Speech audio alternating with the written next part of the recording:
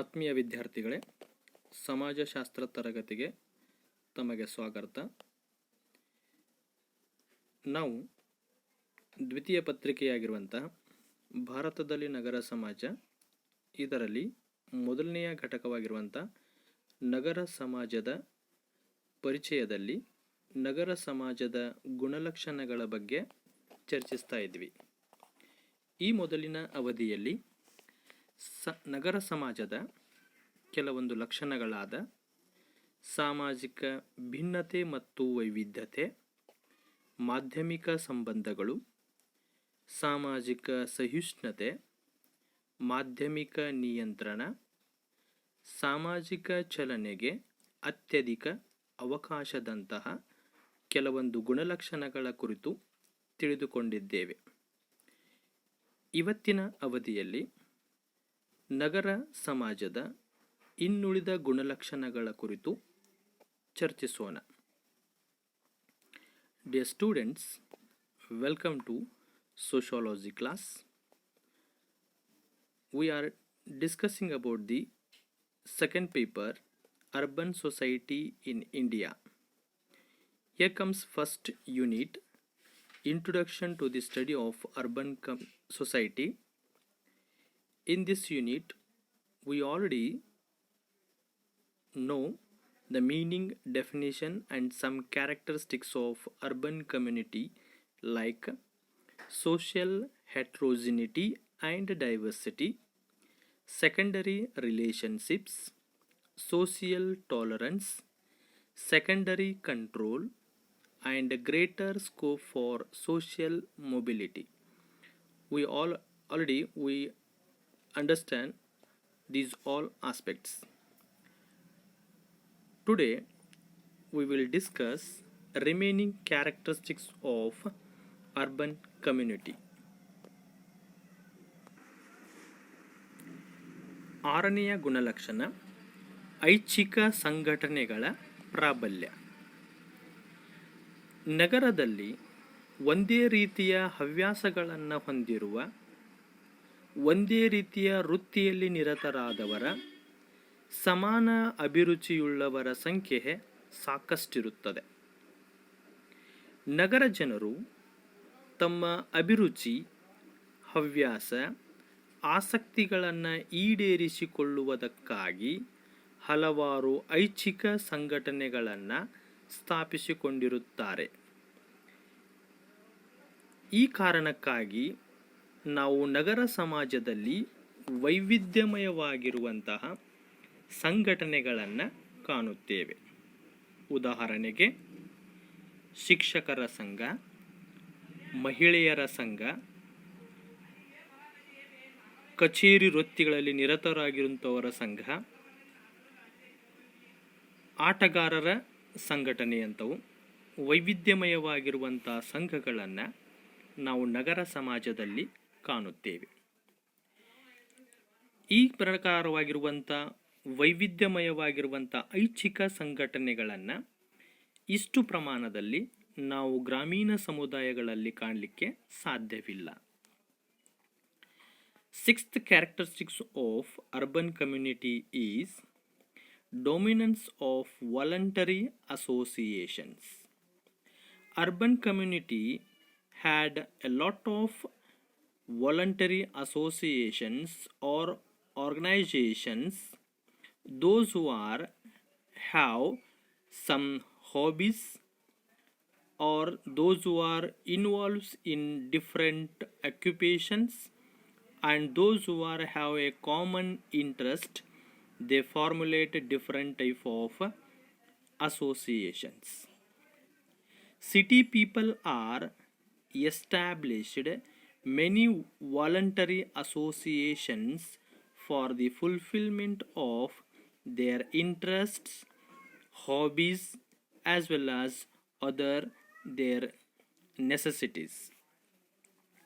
So that we found different associations, voluntary associations in cities, just like teacher association, doctors association, women association, officers club, so even sports associations this type of many associations and organizations are always working in urban community. Compared to the rural community had minimum associations because there is no this type of variety. Hobbies or interests are not found among the ruralities. ಇನ್ನೊಂದು ನಗರ ಸಮಾಜದ ಲಕ್ಷಣ ವ್ಯಕ್ತಿವಾದ. ನಗರ ಪ್ರದೇಶದಲ್ಲಿ ಸಮೂಹ ಸಮಾಜಕ್ಕಿಂತ ವ್ಯಕ್ತಿಗೆ ಹೆಚ್ಚು ಪ್ರಾಧಾನ್ಯತೆ ಇರುವಂಥದ್ದನ್ನು ಕಾಣ್ತೀವಿ. ಗ್ರಾಮೀಣ ಪ್ರದೇಶದಲ್ಲಿ ವ್ಯಕ್ತಿಗಿಂತ ಸಮೂಹ ಸಮಾಜಕ್ಕೆ ಹೆಚ್ಚು ಆದ್ಯತೆ ಇದ್ದರೆ, ನಗರ ಪ್ರದೇಶದಲ್ಲಿ ವ್ಯಕ್ತಿವಾದಕ್ಕೆ ಹೆಚ್ಚು ಪ್ರಾಧಾನ್ಯತೆ ಇದೆ. ನಗರವಾಸಿಗಳು ತಾವು ಪಡೆದುಕೊಂಡಿರುವಂಥ ಶಿಕ್ಷಣ, ಅದನ್ನು ಆಧರಿಸಿ ಆಯ್ಕೆ ಮಾಡಿಕೊಳ್ಳುವ ಉದ್ಯೋಗ, ತಮ್ಮ ಬಾಳ ಸಂಗಾತಿಯನ್ನು ಆಯ್ಕೆ ಮಾಡಿಕೊಳ್ಳುವಂತಹ ಹಲವಾರು ವಿಷಯಗಳಲ್ಲಿ ಸ್ವತಂತ್ರ ನಿರ್ಧಾರಗಳನ್ನು ತೆಗೆದುಕೊಳ್ಳುವಂಥ ಪ್ರವೃತ್ತಿಯನ್ನು ಹೊಂದಿರುತ್ತಾರೆ. ಆದರೆ ಗ್ರಾಮೀಣ ಪ್ರದೇಶದಲ್ಲಿ ಈ ಎಲ್ಲ ವಿಷಯಗಳಲ್ಲಿ ಇಡೀ ಕುಟುಂಬದ ಸಮೂಹದ ಒಂದು ತೀರ್ಮಾನದ ಮೇಲೆ ಅವಲಂಬಿತರಾಗಿರುತ್ತಾರೆ. ನಗರ ಪ್ರದೇಶ ಯಾವಾಗಲೂ ಒಬ್ಬ ವ್ಯಕ್ತಿಯನ್ನೇ ಪ್ರಮುಖವನ್ನಾಗಿಸಿ ಅವನಿಗೆ ಮುಕ್ತ ಅವಕಾಶಗಳನ್ನು ನೀಡುವುದರಿಂದ ವ್ಯಕ್ತಿವಾದಕ್ಕೆ ಹೆಚ್ಚು ಪ್ರಾಧಾನ್ಯತೆ ನಗರ ಸಮುದಾಯದಲ್ಲಿದೆ. Another one feature of urban community is individualism. In city, person get more importance compared to the group or society. They take independent decisions, especially in the getting education or in the choice of occupation or in the selection of a life partner. Almost all the sections of their life, they always take independent decisions. It means the city always give more scope to person, and always it helps to him to wish live as his interest. But this type of situation we not found in rural community, because in rural community in the time of taking decision, the family or the group or the society always dominates. There is no chance to take any decision by individually or personally. It means it is also a most important feature of urban community. ಇನ್ನೊಂದು ಪ್ರಮಾಣೀಕೃತಗೊಂಡ ವರ್ತನಾ ಮಾದರಿ ಅಂತ. So ನಗರ ಸಮುದಾಯಗಳಲ್ಲಿ ಯಾರು ಯಾವ ರೀತಿ ವರ್ತಿಸಬೇಕೆಂಬುವಂತಹದನ್ನು ಪೂರ್ವ ನಿರ್ಧರಿತವಾಗಿಯೇ ನಿರ್ಧರಿಸಲ್ಪಟ್ಟಿರುತ್ತದೆ. ನಗರವಾಸಿಗಳು ನಿಶ್ಚಿತವಾದ ವರ್ತನಾ ಮಾದರಿಗಳನ್ನು ಬೆಳೆಸಿಕೊಂಡಿರುತ್ತಾರೆ. ತಾವು ಮಾಡುವ ವೃತ್ತಿ, ಬದುಕುವ ಶೈಲಿ, ನಡೆದುಕೊಳ್ಳುವ ರೀತಿ ನೀತಿಗಳಲ್ಲಿಯೂ ಕೂಡ ಯಾವಾಗಲೂ ಒಂದು ನಿಶ್ಚಿತವಾಗಿರುವಂಥ, ಶಿಸ್ತುಬದ್ಧವಾಗಿರುವಂಥ, ಪ್ರಮಾಣೀಕರಿತಗೊಂಡಿರುವಂಥ ವರ್ತನೆಗಳನ್ನು, ಗುಣಗಳನ್ನು ಬೆಳೆಸಿಕೊಂಡಿರುತ್ತಾರೆ. ಉದಾಹರಣೆಗೆ ಒಂದು ಸಭೆಯನ್ನು ಕರೆದಾಗ ಸಭೆಗೆ ಸಂಬಂಧಪಟ್ಟಂಥ ಪೂರ್ವ ತಯಾರಿಗಳನ್ನು, ಸಭೆಗೆ ಸಂಬಂಧಪಟ್ಟ ಉಡುಗೆ ತೊಡುಗೆಗಳು, ಮಾತನಾಡುವ ಶೈಲಿ, ಅನುಸರಿಸುವ ನಿಯಮಗಳು ಎಲ್ಲವನ್ನ ವ್ಯವಸ್ಥಿತವಾಗಿಯೇ ನಗರ ಸಮುದಾಯದ ಜನ ನಿರ್ವಹಿಸುತ್ತಾರೆ. ಅವರ ವರ್ತನೆಗಳು ಸ್ವಾಭಾವಿಕವಾಗಿರದೆ ಒಂದು ನಗರ ಸಮಾಜ ಸಮುದಾಯ ಹೇಗೆ ಬಯಸ್ತದ ಅದಕ್ಕನುಗುಣವಾಗಿ ಪ್ರಮಾಣೀಕರಿಸಿಕೊಂಡು ಅವುಗಳನ್ನು ನಿರ್ವಹಿಸುತ್ತಿರುತ್ತಾರೆ. The standardized behavior also a nature of urban community. In urban community, every must and should know how to behave in a particular time, in a particular situation. Urbanites have proper behavior patterns in their day-to-day life. In every aspect of their life, we found many standardized behaviors, systematic behaviors in the time of working, in the time of behaving or communication, in the time of any activity. They always follow some systematic rules and regulations. For example, meeting. When they conduct a meeting, it must be should in proper way, in a proper time, and must and should attend the meeting in proper time, and must and should every members follow the rules and regulations of the meeting, and they behave just like a machines or systematic way. But this type of standardized behavior we not found in a rural community.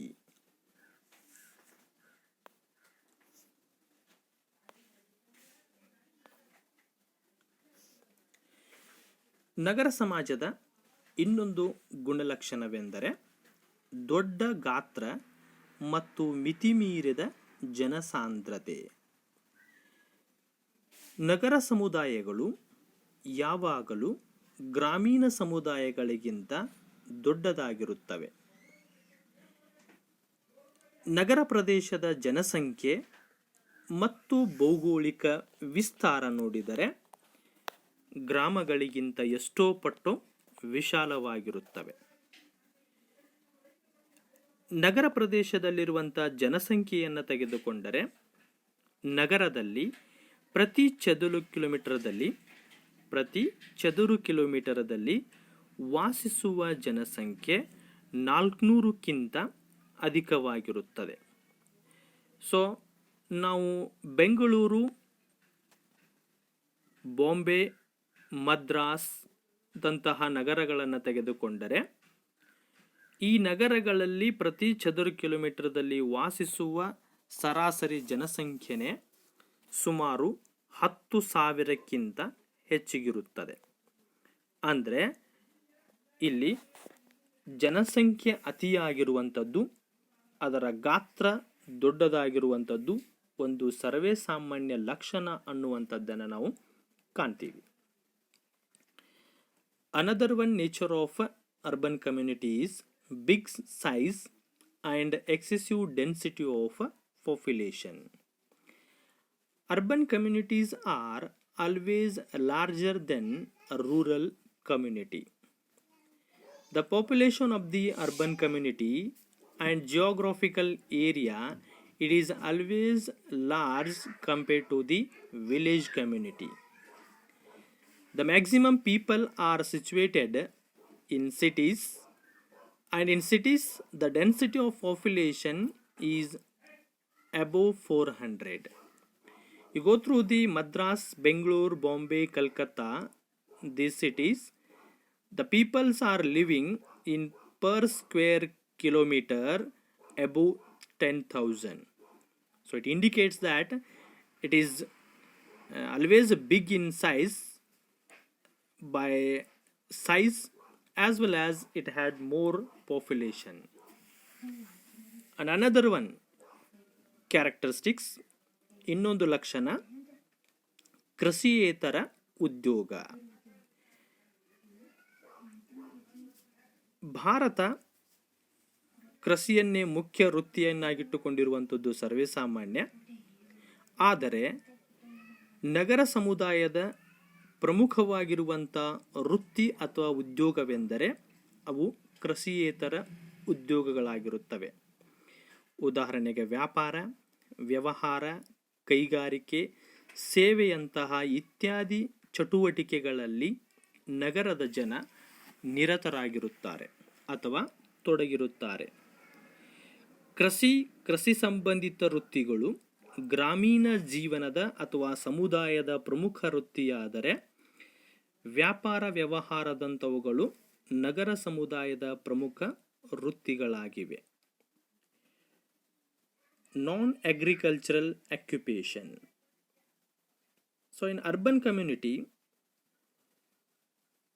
except agriculture, almost all the occupations are the occupations of urban community. The major occupations of the urban community are trade and business, industry, service, etc. The maximum people are engaged in different type of trade and business communication, in different jobs in industries, and maximum peoples are providing services. This type of occupations are we found in urban community. Where in rural community, agriculture and allied occupation are the main occupation of the rural community. But except agriculture, almost all the occupations are found in urban community.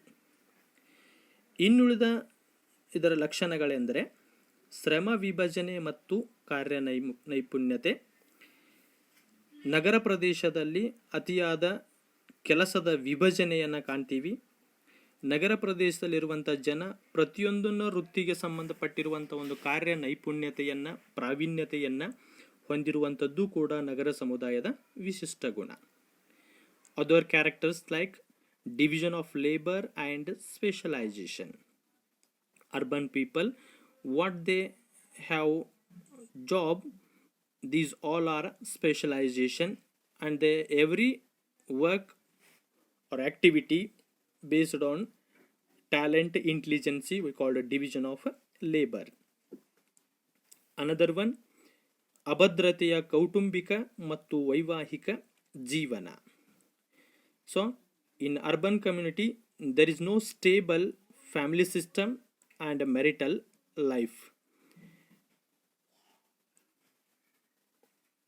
ನಗರ ಪ್ರದೇಶದಲ್ಲಿರುವಂಥ ಜನರ ಕೌಟುಂಬಿಕ ಮತ್ತು ವೈವಾಹಿಕ ಜೀವನ ಅಷ್ಟು ಭದ್ರತೆಯಿಂದ ಕೂಡಿರದೇ ಇರುವಂಥ ಒಂದು ವಿಶಿಷ್ಟ ಗುಣವನ್ನು ನಾವಲ್ಲಿ ಕಾಣ್ತೀವಿ. So these all are the characteristics of urban community. ಸಮಾರೋಪ. ಈ ಮೇಲಿನವುಗಳು ನಗರ ಸಮುದಾಯದ ಪ್ರಮುಖ ಲಕ್ಷಣಗಳಾಗಿದ್ದು, ನಗರ ಸಮಾಜವು ಗಾತ್ರದಲ್ಲಿ ವಿಶಾಲವಾಗಿದ್ದು ವಿಭಿನ್ನ ವೈವಿಧ್ಯಮಯ ಸಾಮಾಜಿಕ ಸಂಗತಿಗಳಿಂದ ಕೂಡಿದ ಒಂದು ಜನಸಮೂಹ ಅನ್ನುವಂಥದ್ದನ್ನು ನಾವಿಲ್ಲಿ ಕಾಣ್ತೀವಿ. The above mentioned aspects R the futures of urban community.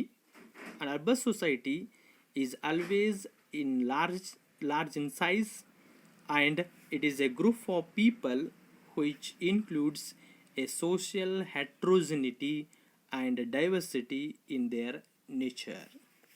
Dear students, next concept we will discuss in next class. Thank you.